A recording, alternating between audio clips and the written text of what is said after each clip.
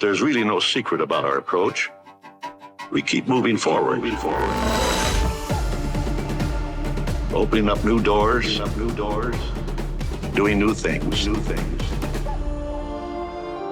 There's really no secret about our approach. We keep moving forward. Opening up new doors. Doing new things. Because we're curious. And curiosity keeps leading us down new paths. We're always exploring and experimenting. We call it Imagineering.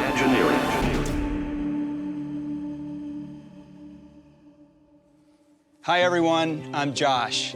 Today I'm in one of my favorite places in the world, Walt Disney Imagineering.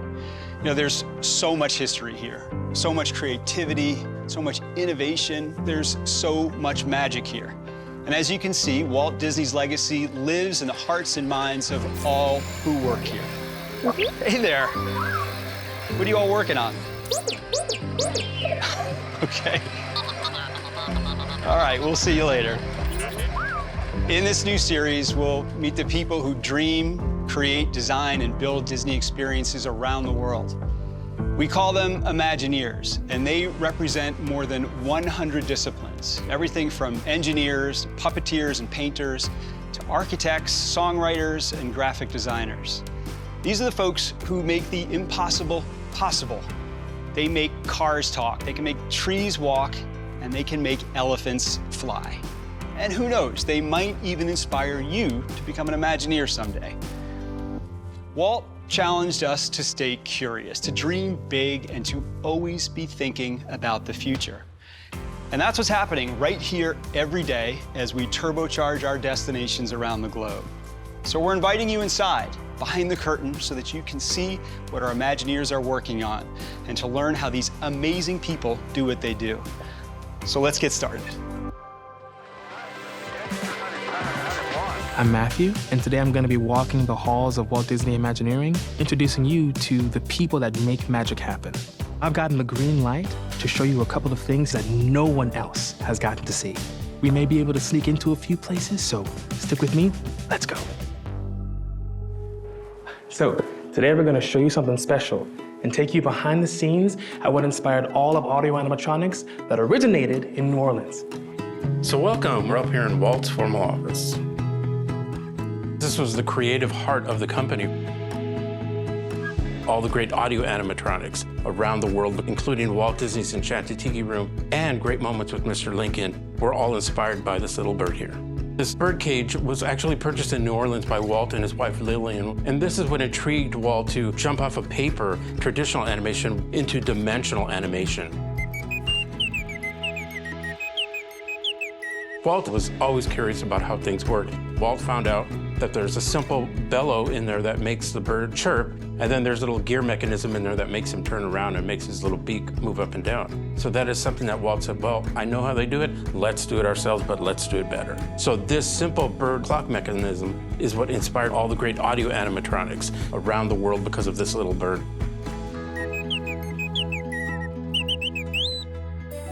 We're here in the integration bay, where we are assembling the audio animatronics that'll be in Tiana's Bayou adventure.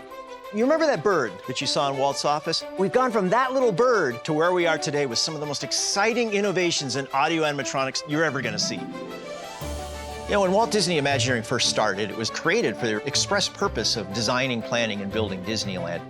Walt started to think about, if you've got an attraction like we have in our parks, guests are gonna go by every 30 seconds, thousands of times a day.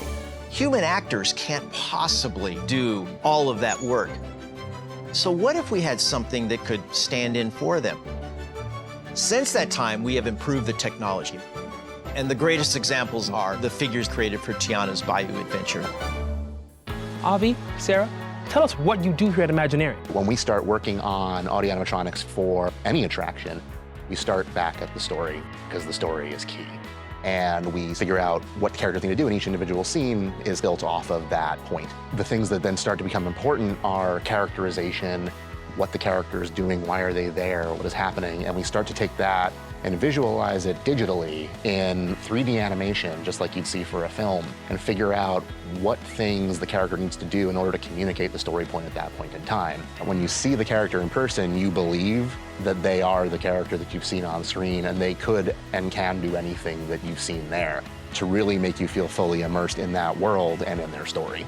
And that comes from the animator working very closely with his or her collaborators, from the show mechanical engineering design to surface development to our figure finishing team, because to make it real is a lot of work beyond just the 3D animation. What Walt Disney Imagineering does is right there in its name. Imagineering, which is a combination of imagination, the creative side, and engineering, the technical side. You bring storytelling and technology together, and that's what you get at Walt Disney Imagineering.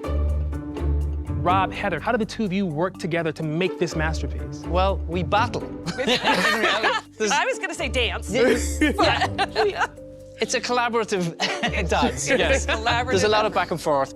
I will get to create a performance, and it looks great to me, and Heather comes along and puts the costume on it after the fact, and then I can no longer do exactly as I've been doing. If I'm trying to create a bit of movement in the wrist, maybe, it might obstruct the costume might obstruct the animation. I might change the animation, Heather might change the costume. It's both things working in balance. Particularly on more difficult areas like an elbow or a wrist. There's a small motor, there's a lot of animation, that's where a lot of the life comes from, but the costumes can be restrictive.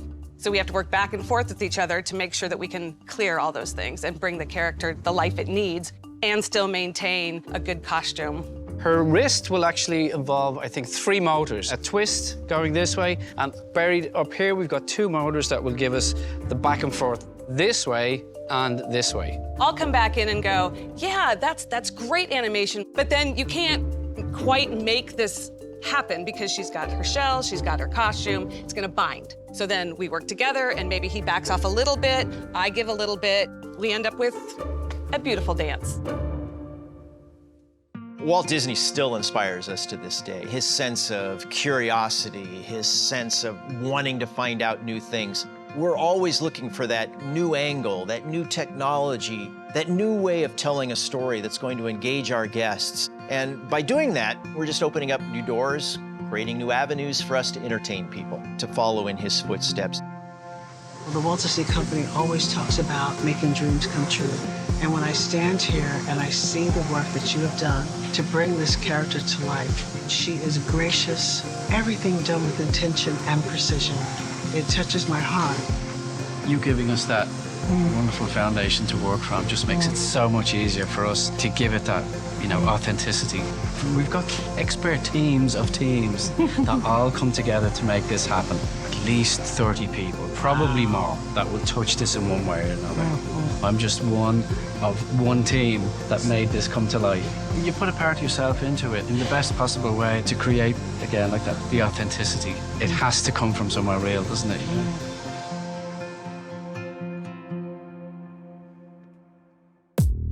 I'm Sonny, I work in service development. Right now I'm working on Lewis. How do you go about creating something as large as Lewis? He is one of the largest and most dynamic figures we've built to date. There's a lot of moving parts. We've got this area that moves, this area that moves. So you have all of these layers. You got fabric, and they all have to be like in sync. So this falls down into here, this falls down into here, this comes up together there. And that all covers the motors, but as he's bouncing up and down, they're all moving in sync. But it also keeps support of the costume and lets the costume ride over that, because all of these are animated. It's all part of this functionality. In the past, we've had hydraulic, pneumatic, but he is a fully electric figure, so the tolerances and the movement that we're getting from these electric motors is spot on. So we're using a lot of new materials to create and bring these characters to life using what new technologies we have. I mean, we're able to do that lifelike look. That's the Disney difference. I love that. So, Pasquale, I would love to know a bit more about how you kind of get Lewis to work. I'm a figure programmer, and the figure programmer is the Imagineer who trains the figure. We make sure that the figure is mechanically ready, all the cables are properly placed, every shell cannot collide, and once that's ready, I can make sure that the figure actually can properly move, so the figure can get all the range to make sure that everything that we are designing every step of the way is true to the creative vision. One of the important ones is also like the head turn. So we will come here during our checkout and we will make sure that actually Louis can move. Let me show you this. Hey, Louis, I just want to check that your neck is all right. So we will have Louis playing a part of his show, but only with those actuators. So we can test that everything is working nice with him and he can actually perform his show. So once we put the costume on, we will repeat the process again. This Louis actually is going to be the first Louis that our guests will see when they go down the bayou. Let me show you a little bit. It's not completed yet, but he is going to start greeting our guests and telling us, hey, I'm hearing all this music here. And that's why he's such a complicated figure, right? We're moving all this massive body with just keeping up with the music of New Orleans. So Jess, can you tell me about how you actuate very detailed type of movement? We really try to think of what Louis is as a character. He's a very jolly character. We want to make him appear as happy as possible, and a big part of that is having his belly joyfully move up and down. And we're trying to incorporate that as much as possible from our digital profile, seeing how it's going to translate onto the figure. This is Louis's animation. Right now, we're watching his up, down, and his heave, which you are going to see on the lower body. And then slowly we'll integrate his upper torso. We can turn certain curves on and off, which is great to see how he's reacting in different forms of space. And then we can get all of the animation all at once. So it can get a little elaborate. We can also isolate certain controllers, and it makes it a lot more simple. Each one controls an actuator or a motor. Ones have very specific functions. Some will be larger, some will be passive, and they all work together. And it's making sure that they work together well. Right now we have him at about 75% speed just to see how everything's interacting with itself. What we're doing here is adjusting the character to tell the story. And for the first time, we get to debut one of those very important characters, our beaver, Bahalia. She gets to play along with Ralphie. They're keeping in time to Louis's conducting, and it's really bringing the party together. The guests are just gonna love it. What really makes the place work are the people who create all of the things that we love to this day. The magic that's emanating from them, that passion that you poured into that project weeks, months, years, and you see the looks on the people who are enjoying what you've just created. The gleam in their eye, the laughter, that's what makes it all worthwhile. You're now seeing it in the faces of people that are experiencing it, and that's what Imagineering is all about. Pretty cool stuff, right? I'm Bruce, and I lead Walt Disney Imagineering. I'm excited to be part of your first-hand look at how we create a sense of wonder at our parks, attractions, and cruise ships. As Imagineers, we know our end product isn't gears or circuits or even revolutionary robotic figures that engage with guests in brand new ways. It's actually emotion in its truest form. It's the joyful moments you experience when you visit us, along with the treasured memories you'll share with loved ones for a lifetime. That's why we do what we do. And we're so excited to be sharing this with you, some of our biggest fans.